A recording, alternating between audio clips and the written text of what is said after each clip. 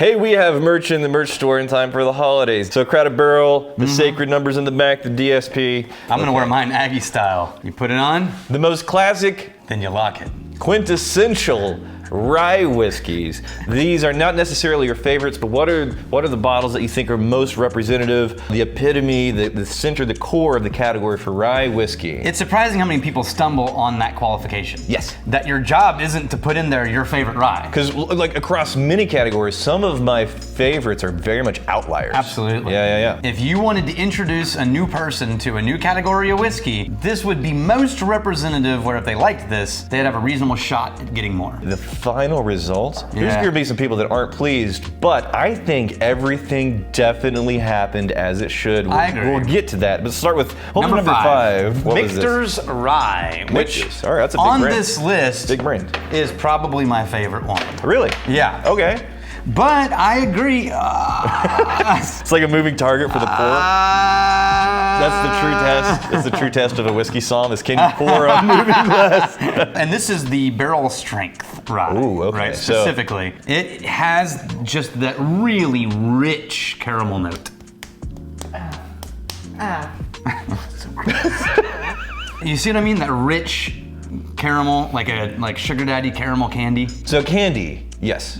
But the richness, I'm not really getting a lot of richness. Like it's not faint. Well, but I am having to dig into the glass a bit to get Think the. about it in the category of rye, though. Like, Okay. there's not a huge herbal explosion in this nose. No, there's not. It's a softer, caramelized edge to it, and I love that. Yeah, But I'm not a quintessential rye There's guy. a creamy vanilla quality mixed into that rye too. So it's not heavy-handed with like the botanical quality, the herbal quality that you'll find in a lot of ryes. It's not super spicy on the nose, but on the taste, what do you get? This is a bourbon drinker's rye. Okay. This has all the herbal, botanical notes muted into caramelized sugar and honey. Now that you say that, I think I've had some bourbons that are more rye forward than this rye. Yeah, like some of the quintessential bourbon list bourbons are a little more rye forward than this is. And it finishes with a spicy caramel. Yeah. That's where the spice finally shows up for me. Very, very end. On the finish, mixed in with the caramel. Yeah. That's nice though. And this is one of these brands you can get your hands on this tons of different places. All right, now let's move on to another one that is a weird thing to put on this list. Okay. Number 4 on the list, this is WhistlePig. WhistlePig Now, too. WhistlePig sources a lot of their stuff from both Canada and MGP.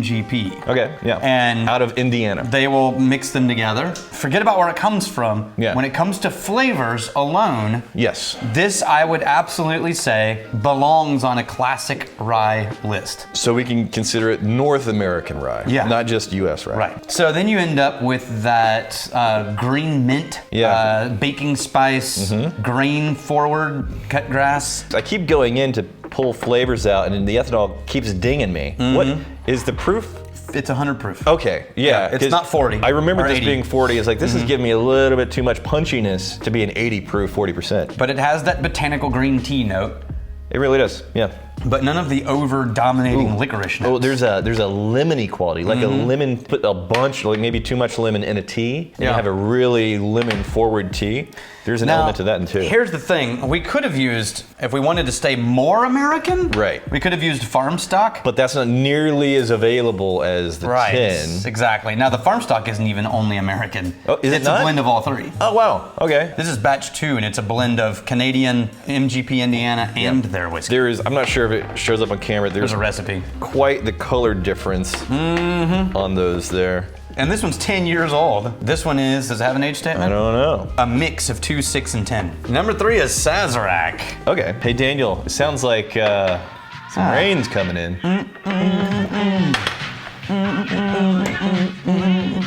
You know the algorithm's getting so good that if you get even close to the song, they'll claim. Sazerac Rye Straight. We're getting closer to what I would say is more square middle rye territory. There's a little bit of the black anise, the licorice vibe in there. Yeah. Yeah, just on the tail end of all the other herbal notes. And then this, like a citrusy, specifically lemon qualities in there too. Oh, and a little more bing. The texture of this is thicker and more oily than the previous ones. I like it. Yeah. I think it belongs. So rye as a category, it has a smaller number of hardcore enthusiasts. When we started into rye, you and I were having these flavors. Like, these aren't our favorite flavors. It's not bad. And it was the same over and over. The black licorice, we're not huge fans of licorice. Yeah. And like the herbal and the rice spiciness, there's just other things we like better. But now we've seen diversity. Yes, there is. That was the thing that was kind of holding me back for the longest time. Just a spectrum of flavors that didn't feel like I've had this dozens of times before. And rye as a category right now, ooh, they're doing Things are happening. Yes, they're doing some very interesting things. I'm thinking specifically about Leopold Brothers. Oh, the three-chamber rye. The three-chamber rye. They dusted off this technology from like pre-prohibition. They made this rye whiskey that's like incredibly unique, but still rye. It's beautiful. So exciting, interesting things are happening in rye. Okay. This episode brought to you by Helix. These are mattresses that.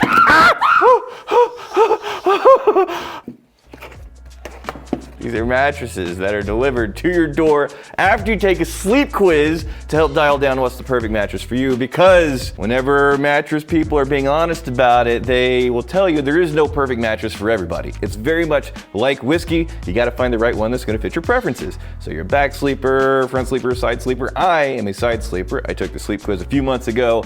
I think it was the Sunset Luxe is what I landed on. Super great, still love it. So one of the coolest things is that it arrives to your door, delivered for free, mind you. You open up the box, you unroll it, and it just inflates into a giant, super comfortable mattress. And they have, this is the best part, a 100-day sleep trial that if you try it out, if it's not for you, you get a full refund and they pick up the mattress. They got flexible payment plans, financing options, things that can just make it accessible and easy for pretty much anybody. And they have a 10-year warranty, so you know the stuff's gonna last. You gotta make sure that Alex is still holding up. For quality control, let's go to Alex's place. He had a great morning.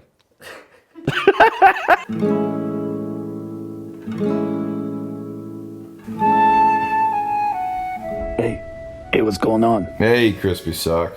Why are you whispering? Well, I mean, he's asleep. I mean, I don't want to be rude. Dude, he's sleeping on a Helix. He's getting that good sleep. He ain't waking up. Watch. Oh, yeah, of course. That's impressive. Watch this. That's not gonna do. Oh, wow, he's firm, though. I mean, have you felt this guy? It's a good look. Bit of remote head action. Shoe on head. The sleep's that good, man. You're not gonna wake him up. His balance is impeccable. Oh, he's waking up.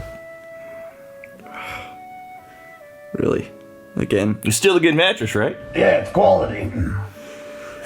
You want to get your own Helix, go to helixsleep.com/whiskey for up to $200 off and 2 free pillows. What's the next one? Let's go to number 2. Yes. Which is Rittenhouse, which I'm very glad Rittenhouse showed up on this list. Why are you glad? I'm indifferent as to Rittenhouse showing up on Well, the list. because it is, I think, even more classic, right? Now, this used to be the perfect example of Monongahela rye, which is up northeast. Yeah. But it's made in Kentucky. Yeah. But I think it still sort of hints and follows its history of the Monongahela rye category. So this is getting away from herbal, botanical, citrusy. Soda syrup. More into, there's an oaky quality too. Again, I think this is probably another rye for bourbon drinkers. Yeah, and I think it reminds me of like the sarsaparilla sodas, Yeah. or like the really craft old school. craft old school sodas.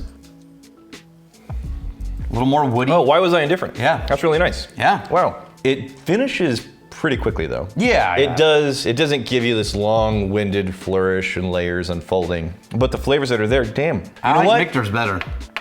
Here's the thing. For I preferences. think rye, and I think of a very specific flavor set. And I think the reason why I'm thinking of this specific flavor set can be illustrated no more perfectly than the number one result. I think you're We're right. talking about not necessarily the favorite, but the core, the center, the epitome, the most classic, the quintessential. It's Rye Made by MGP. MGP, which is Midwestern Grain Products in Lawrenceburg, Indiana. Yes, it's the 95-5 mash bill. It's 95% rye and 5% malted barley. Okay, so MGP, for those that aren't familiar, so many of the bottles that are on your shelf at the liquor store, these are actually white labeled bottles. There's some other brand bought whiskey from MGP and they slapped their label on it. This isn't necessarily a bad thing as long as you're being transparent. I got the brand Yeah. that I think is responsible for why most people have had this. Most people that have had rye have experienced most likely. That's why. Yeah, I think BULLEIT, was largely responsible for introducing the world Not only at large. Bulleit, and also tons of smaller brands that you see the label, you see the bottling, is like, I've never heard of that. That's going to be like some special craft thing. No, it's MGP Rye. Yeah. But it's not the craft guys that introduced the world to it. It's Okay. Bulleit that introduced the world to it. Fair enough. Bulleit's fucking available Fair enough. everywhere. They made it widely experienced. Yeah, there's that honeyed green tea mixed with black licorice, mixed with Herbal. cut grass. Yeah. It's not quite lemon, but it is still citrusy. Very, generic almost citrus. like pith, like the pith Yeah. of an orange or lemon. Or like when you have a cleaning spray that's titled citrus instead of anything specific. Very bitey, zesty, vibrant, sparkly. Not bitey in terms of the alcohol No, bite. just springy and lively. Springy, Yeah. Whenever you have this at cask strength, this has a lot more flavor to give, but it's the same general flavor of this low proof, just cranked up to 11. The fact that MGP is at the top of the list, Not surprising. Not surprising, and I think there's probably some people would be like, really, MGP? But again, There's a reason. the meaty center, the core, the epitome of what most people think of when I think of a Right category. now, what I have to say about this is check back, just like the American single malt. Yeah. Check back in 5 years. Yes. As the craft guys and all the big distilleries have started to truly explore rye as a category. Yes. Maybe a different ballgame. So this was the winning whiskey as not necessarily people's favorite rye, but the most classic representative epitome of rye. Right now, Okay. I want to pour you some of this rye that you don't know what it is. Can we get a screen? Ow.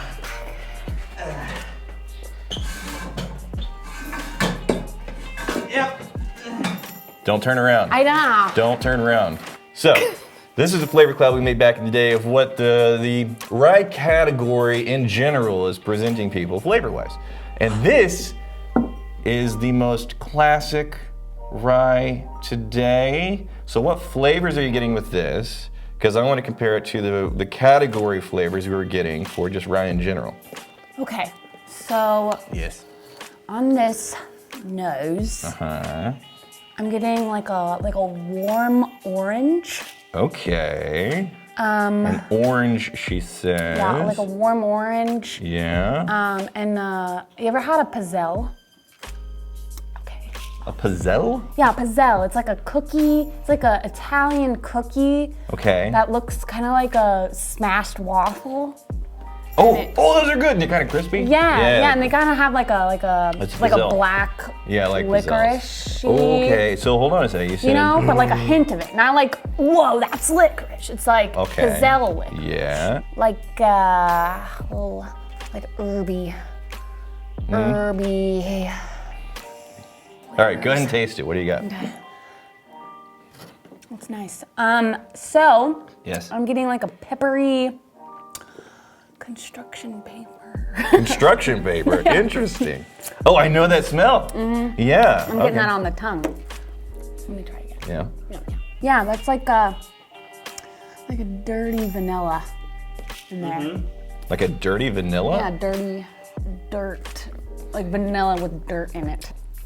Ah, you can't see. Sorry, I saw it. It said All right, herbs. that's good enough. I saw it. I saw it. That's good enough. So I said herby. You did. That's same. this is the theoretical flavor cloud for rye. So in the description below, let's build a flavor cloud specifically for the Bulleit rye, basically the MGP rye, that 95.5 mash bill that has become so commonplace. We're gonna build a flavor cloud for that. You can find the link in the description below because there's a project we're working on again. We're going through some list episodes just to buy us time to present some new kinds of content, probably late 2021, 2022. Do the thing because it'll be great. You know what else we gotta mention? You need to give a presentation. What is the 12 Days of Texas Whiskey, The Brianna? 12 Days of Texas Whiskey is whiskey that is across 12 days, and you drink one each day, like on this day, and you can have them shipped to you. You work here? I don't know. So we reached out to 12 Texas distilleries and we said, hey guys, send us a barrel that you're super proud of so people can, through the 12 Days of Texas Whiskey, get 12 distinct samples of Texas distilleries. So 12 Days of Texas Whiskey, it's a great way to explore. There is a link below. And Hello, Richard. what's going on, Richard? Got a 4 o'clock tour that wants a signed bottle. Oh, okay. Do we have a Oh, nice. Wait, me too? Yeah, you too. Everybody except for Daniel, apparently. Good. Wow. Did they say that? Suck it, you hobbit. Right? Yeah. How many bottles usually go to one barrel? Probably like 3,000 minis. Okay. Yeah. Significant. No, it's very limited supply. Oh. limited supply. Sounds like a lot. 3,000. How supply is that?